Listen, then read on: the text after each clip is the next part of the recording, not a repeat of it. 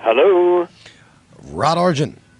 Yeah, speaking. This is the doctor. Rod Argent on board with the Daily Bump and Grind Show. And looking forward to the return visit of the Zombies here to Penn's Peak in Jim Thorpe, Pennsylvania. And Rod Argent, we talked about a year ago. It was June of last year that we talked, and I'm glad we're able to do it all over again. What has been going on the last year with Rod Argent? Oh my goodness, what has been going on in the last year?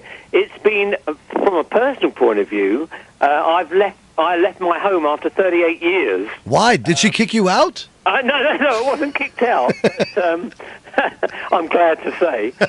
But in fact, no, it's just, it felt like it was time to move on while I was still able to do so.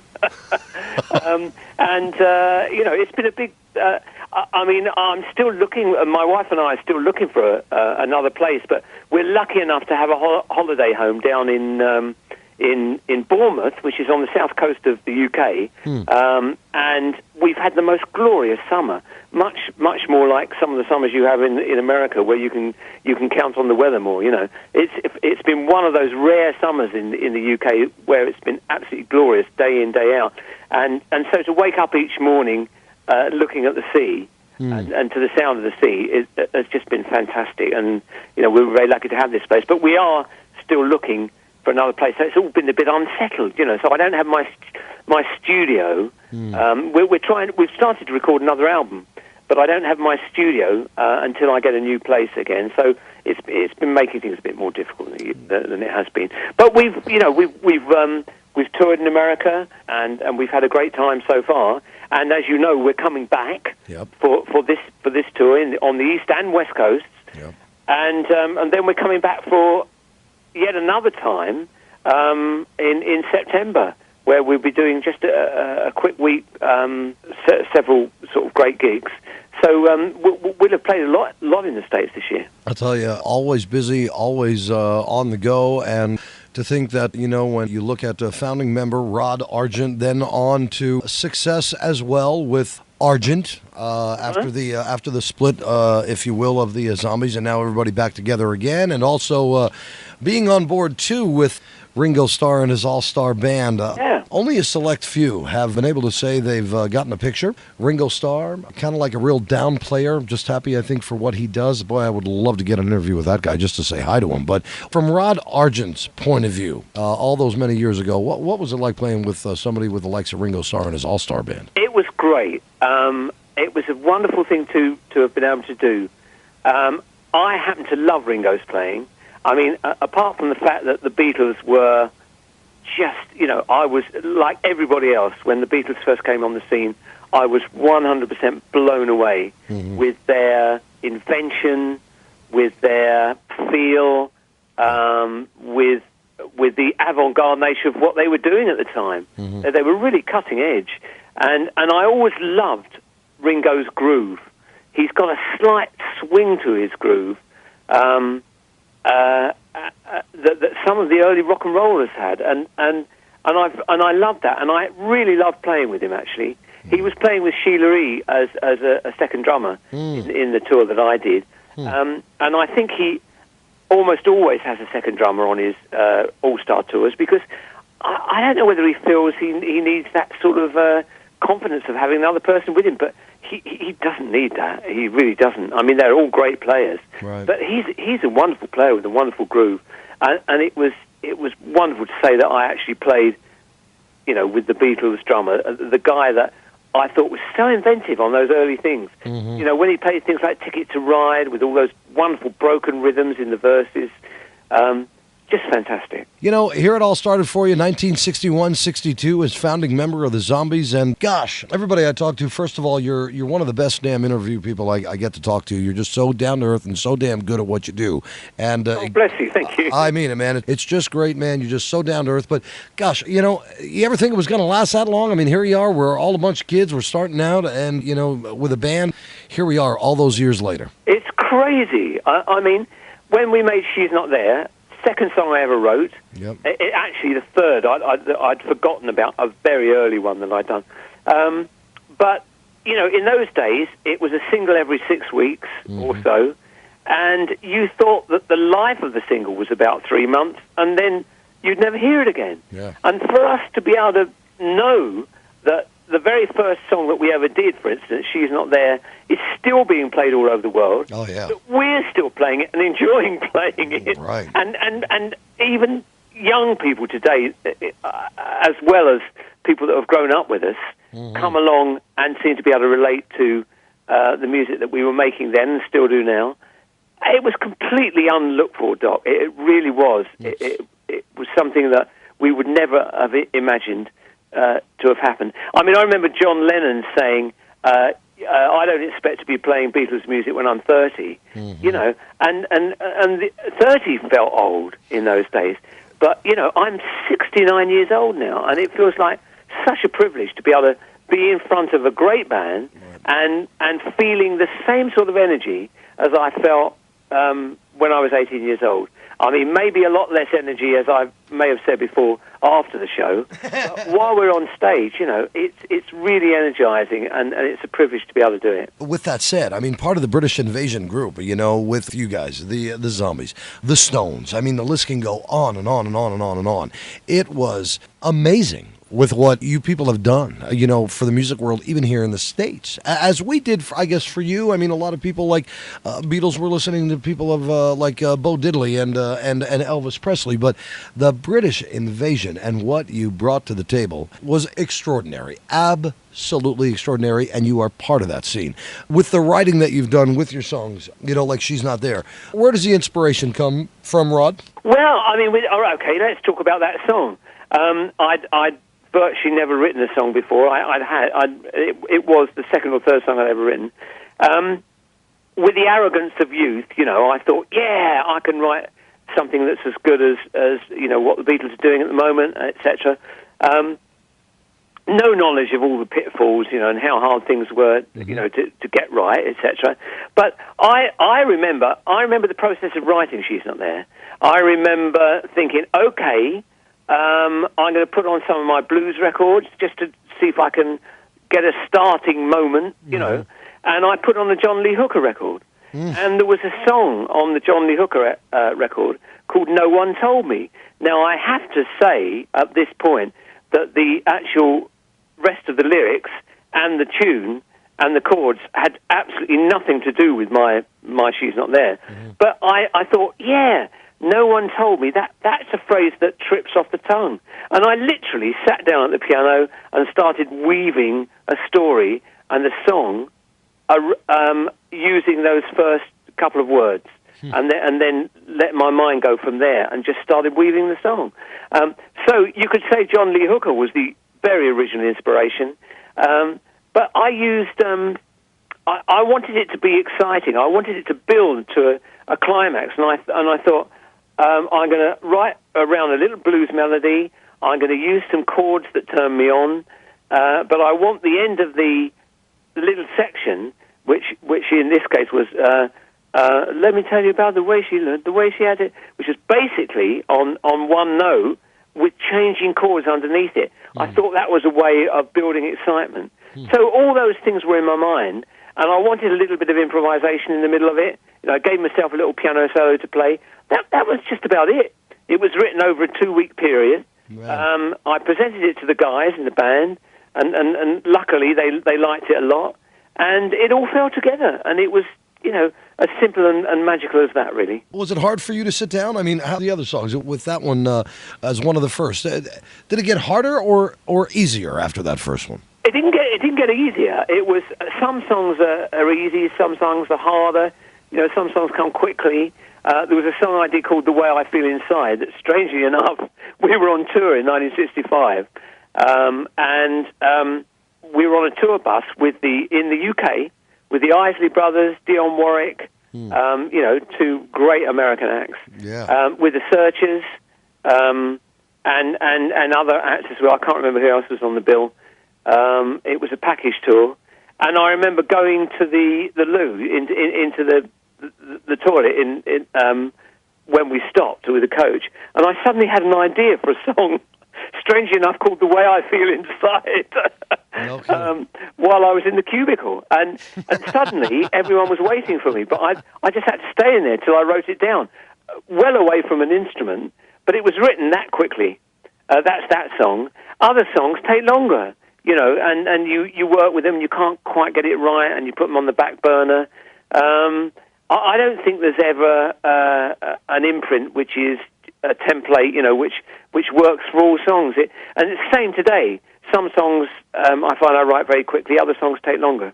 Interesting to note. I think I read an article one time with your friends, John, Paul, Ringo, George, the guys there in the Beatles, that I don't know if it was John or Paul McCartney saying it's like, anybody can really write songs. I don't know if that's always the case. You guys fall into that category. You guys are just so awesome. We're talking about the Zombies on the phone with Rod Argent, coming back to Penn Speak. I don't know if it's easy. I don't know what article I read at the time, what book I was reading on music history, but I do think it came from one of the guys in the Beatles that anybody can write a song. Anybody can. People can write words. I don't know about a song, but that was interesting that you mentioned, you were in the loo about, I was going to ask you where maybe an inspirational song came from. So now we know, ladies and gentlemen, directly from the mouths of Rod Argent. I'll tell you, And yet there was another, slightly more literary one on the Odyssey and Oracle album, A Rose for Emily, was actually... I took some words from somebody else.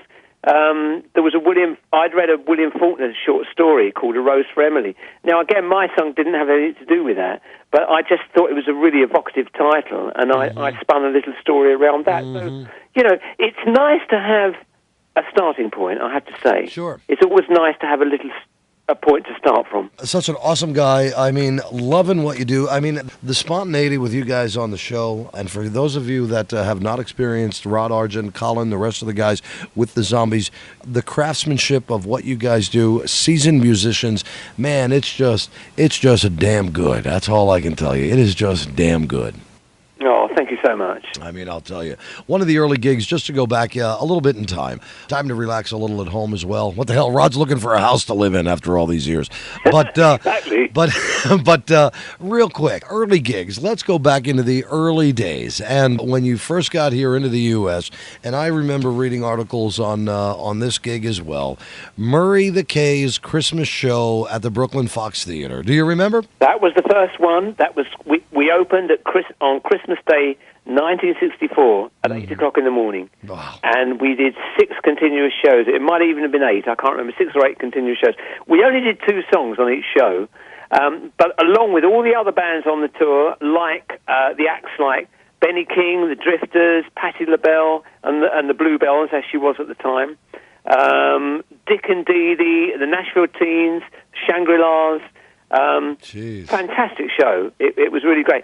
And after I had 2 songs, along with everybody else, the same way as everybody else in the show, we had to stand at the back of the theatre, the back of the stage, and kick our legs up and down. So that's the sort of thing we had to do in those days. It was, an element of variety going on too. But wonderful for us because I remember particularly Patti LaBelle became a real friend, and she turned us on to the music of Aretha Franklin, of Nina Simone. Just a magical time for us. And there we were, 19 years old. I remember reading that. There you were in the wings with Patti LaBelle, somebody who I'm sure to this day adore. And you had the throngs. You were right there, neck and neck with the Beatles. You guys were right there. And the throngs of teenage screaming women everywhere. That was a very hard thing to put up with, I must say, at 19 years old. I tell you what, actually, the strange thing is that it was, we were very sort of cocooned because you couldn't go out. I know that on about the second day we were there, we were virtually imprisoned in the theatre. And you took your life in your hands if you went outside. And our guitarist, Paul, walked out one day, and he had to be rescued by the police. And these sort of screaming girls were trying to cut his hair and pull his shirt off his back. And the police said, "Look, we'll get you this time. We'll rescue you this time. he said, but if you step outside the theatre again, you're on your own. so you never got to meet anybody really. You were pretty much cocooned. Yeah, I guess within that, almost imprisoned. But it was a magical time though, and a dream really for a young music loving guy of 19. Living out his dream, really. It was just great. And it's been so great talking to you as well. Looking forward to the return visit of one of the supergroups, man, coming out of the British invasion. We're talking about Rod Argent, on the phone with him right now, Colin, the rest of the guys, the Zombies, right here at Penn's Peak. And I'll tell you, gosh dang, it's just the enthusiasm in your voice. I can tell. I'm doing enough, on headphones and through mics and phoners that I can tell when, people are certainly genuine and just loving every minute of what they're doing, and you do, as I do with what I do. But I'll tell you, man, great to see you all back here. Don't miss the show. In closing, what can we expect yet from the Zombies? What is going on? Anything that is around the corner that we don't know about, or new CDs out, new music? What's going on? Well, the thing is that after we do these other couple of things in the States this year, we're trying to take some time off so that we can write and record a new album. Nice. We would love to get a new album ready for, next spring or soon after that. And that means taking the time to write and record. And that sort of creative energy is very important to us. Sure. And that's what keeps us feeling excited about everything. So that's the most important thing on our horizon at the moment. Are you in a little room by yourself now? Is your wife there? Kids running around? What's going on? Are you just by yourself right now, or what? I'm in the room overlooking the sea at the moment. Oh, that's nice. On a beautiful day here in Bournemouth. My wife is in another room in the house, so I'm here with her, and it's lovely to be here with her. That's awesome. And to spend a bit of time with her, and it's wonderful to be on the phone, making a living out of doing what I would pay to do, actually, to be honest. And I am honest with you as well. I don't play an instrument. I play a microphone pretty well, but for 33 years, but I can play the tambourine, I can play the triangle, I can play an okay harmonica, but I'm living the dream as well. And being able to talk to somebody such as yourself, it really is, Rod Argent, a real honor. You have given us a lot of pleasure with your music. You continue to do so, and you are an awesome person. And I'll tell you, I have friends over in the UK, not far from you, and like I said, now listen, I have the number here, so if I come over there, I hope we can maybe get a drink, or I can sit in that room and look over the ocean with you. Sounds good to me. I gotta say, safe travels. All the best to you, your family. A big thanks going out to John Lappin as well. Most importantly, you, Colin, and Tom, Jim, Steve, all the guys in the band. We so look forward to seeing you here at Penn's Peak, and continued success. Much blessings to all your families, man. Thanks so much, man, and I hope to see you there, and it's been a pleasure. Rod Argent, we'll look forward to it. All my best, sir, and we'll see you soon. Okay, thank you. Bye. Bye-bye. It's the time of the season when love runs high. In this time, give it to me easy, and let me try with pleasured hands to take you in the sun to promised lands, to show you everyone. It's the time of the season for loving.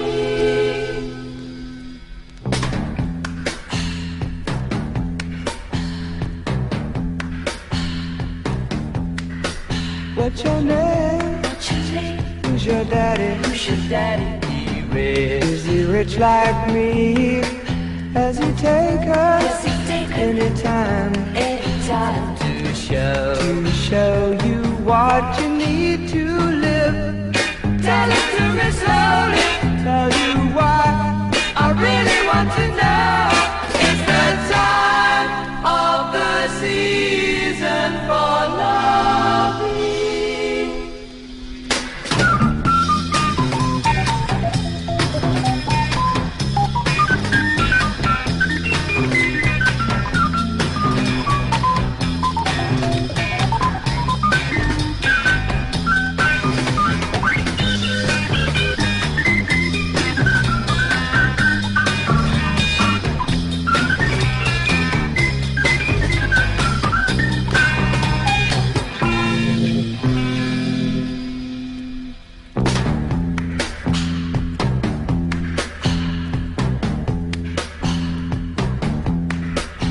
What's your name? What's your name? Who's your daddy? Who's your daddy? Is he rich like me?